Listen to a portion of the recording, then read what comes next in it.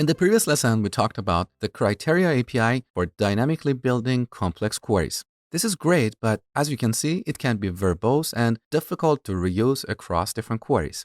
This is where the Specifications API comes in. The Specifications API is built on top of the Criteria API and provides a more structured way to create reusable and composable queries. In this lesson, I'm going to show you how to use specifications to build dynamic queries in a cleaner, more maintainable way. Now, to get started, first we're going to have our product repository extend another interface called JPA Specification Executor. In this interface, we have a method findAll that takes a specification object. So back to our product repository, let's add another interface here, JPA Specification Executor of type product. Okay, that's the first step. Now let's have a quick look here. In this interface, we have a bunch of methods like findOne, findAll, count, and exists. All these methods receive a specification object. Okay, now to get started, we have to create a bunch of specifications for filtering products.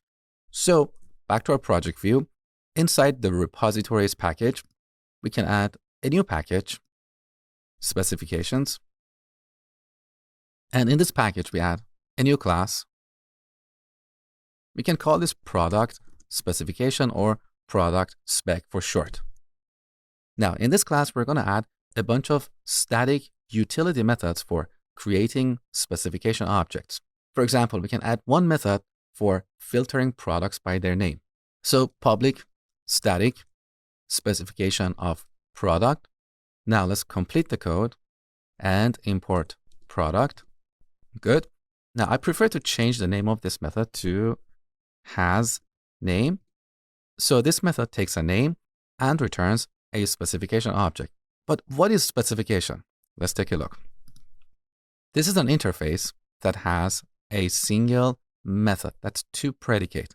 Ignore all the other methods. These are helper utility methods for composing specifications. So this interface essentially has a single method. That's why it's a functional interface.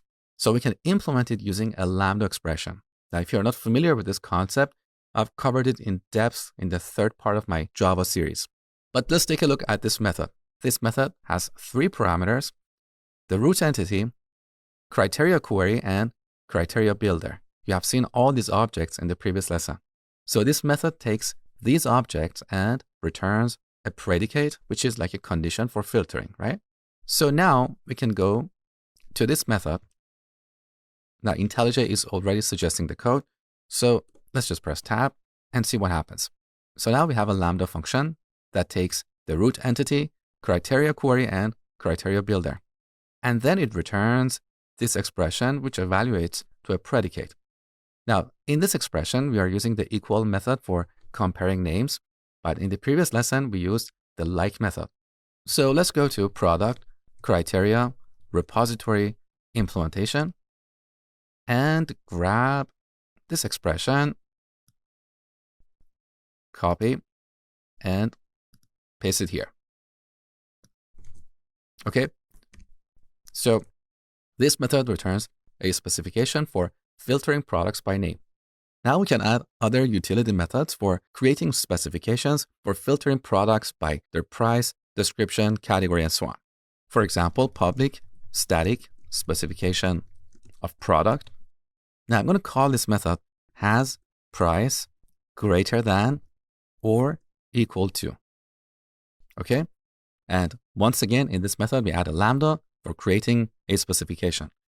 So tab, again we have all these parameters just like the other method, but in this method we are using criteria builder that greater than or equal to method.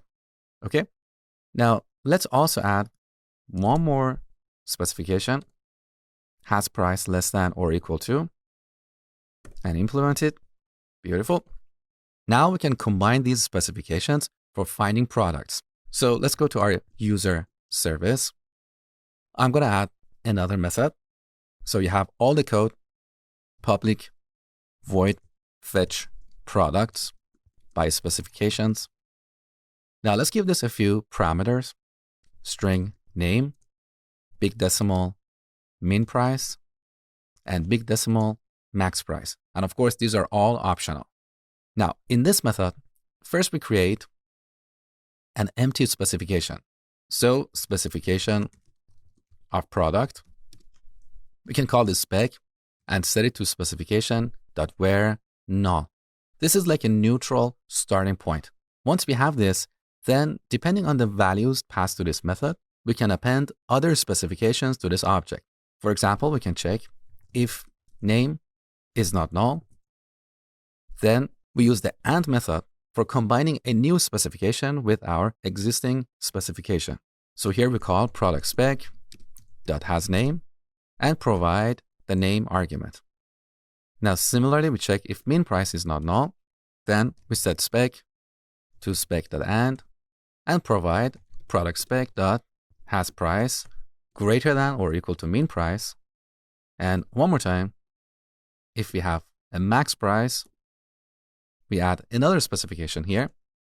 Now we have a specification object that contains all our conditions.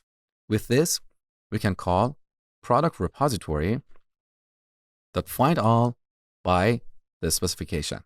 And then we can iterate over the result and print each on the terminal. Now let's go to our main method and call fetch products by specifications. Let's provide a few values.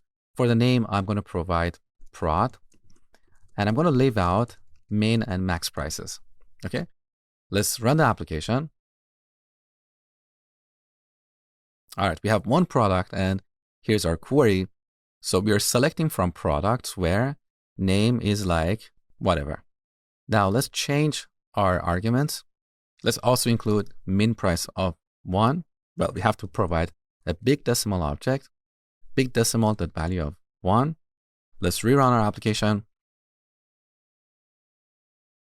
All right, now in the where clause, we have two conditions, one for the name and the other for the price.